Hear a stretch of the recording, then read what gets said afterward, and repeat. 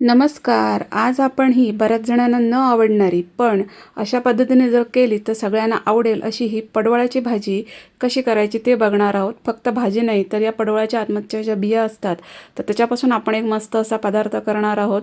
बरेच जण हे बिया टाकून देतात पण त्याच्यापासून पण आपण मस्त एखादा पदार्थ करू शकतो. तर ते तुम्हाला मी दाखवलेलं आहे. पडवळ छान धुवून घेतलं, त्याला तासून घ्यायचं, म्हणजे बाहेर तर थोडंसं जाडसर असतं त्यामुळे थोडंसं हलकं बाहेरून तासून घ्यायचं. त्याचे असे मोठे तुकडे करायचे आणि त्याच्या आतमधचा हा जो गर असतो किंवा त्याच्या ज्या बिया वगैरे असतात त्या सगळ्या काढून घ्यायच्या आहेत आपल्याला. हे बघा. आणि नंतर आपल्याला पडवळ कट करायला घ्यायचं आहे. ह्या बिया आहेत ना, याच्यापासून तुम्हाला मी पुढे मस्त अशी एक रेसिपी दाखवलेली आहे.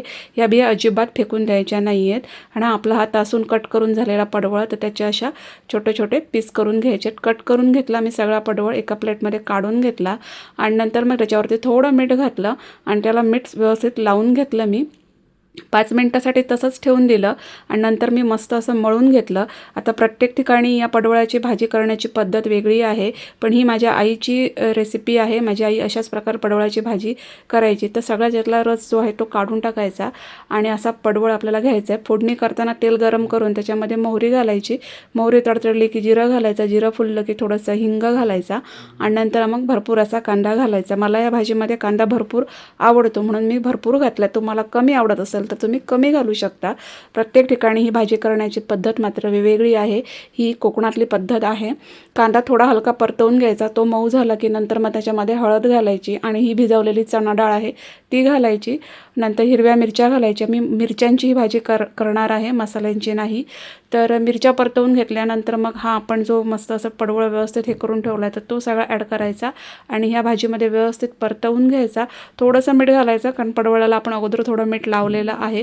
पुन्हा परतवून घ्यायचं आणि याला आपण झाकण लावून मंद गॅस फ्लेमवर 5 ते 7 मिनिटासाठी शिजवून घ्यायचं. पडवळ शिजायला जास्त वेळ लागत नाही.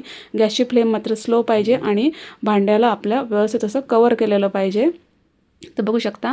आणि 5 ते 7 मिनिटांना जर आपली ही भाजी तयार होणार आहे तर ह्या पडवळाच्या ज्या बिया आहेत त्या थोड्याशा मी हलक्या अशा चॉपरमध्ये फिरवून घेतल्या किंवा तुम्ही असं कट करून घेऊ शकता.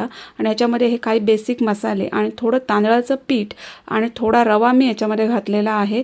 मसाल्यांची क्वांटिटी तुमच्या आवडीनुसार कमी जास्त करू शकता. फक्त एकच अट आहे की ह्या पडवळाच्या ज्या बिया असतात ना त्या कोवळ्या पाहिजेत, खूप जास्त जून अशा नको. तर अशा कोवळ्या बियांना हे सगळे मसाले आणि थोडे पीठ घालून असं एक मस्त असं आपलं बॅटर तयार करायचं. तवा गरम करायचा, तेल घालायचं आणि त्याच्यावरती हे बॅटर जे आहे ते आपल्याला पसरवून घ्यायचं आहे आणि दोन्ही बाजूने मस्त असं खरपूस असं भाजायचं आहे. खूप छान असा हा पोळा लागतो ह्या पडवळाच्या बियांचा. खूप मस्तच लागतो कारण म्हणजे बरेच जण या पडवळाच्या बिया काढतात आणि फेकून देतात, पण त्याचा हा असा मस्त असा उपयोग आहे. पडवळ हे जे आहे जरी बरेच जण खात नसले तर पडवळ हा आयुर्वेदिक दृष्टीने खूप महत्त्वाचा आहे. शरीराला बरेच घटक पडवळ पुरवतो. डायबेटीस लोकांसाठी तर खूप उत्तम आहे ही भाजी. तर त्याचा हा असा बघा बियांचा मस्त असा पोळा मी केला. त्यामध्ये मी थोडी बारीक चिरलेली कोथिंबीर पण घातलेली आहे. मस्त असा खरपूस असा हा पोळा लागतो. तर खूप चवदार लागतो. नक्की करून बघा जर कधी पडवळाची भाजी केली तर.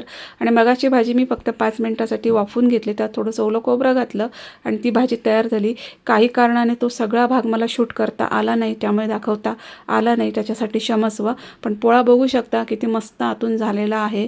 तर असं नक्की करून खा. ही आयुर्वेदिक भाजी आहे, खूप तब्येतीसाठी खूप चांगली आहे. तर नक्की अशा प्रकारे पडवळाची भाजी करा आणि हा पोळा पण करा. व्हिडिओ बघितल्याबद्दल धन्यवाद.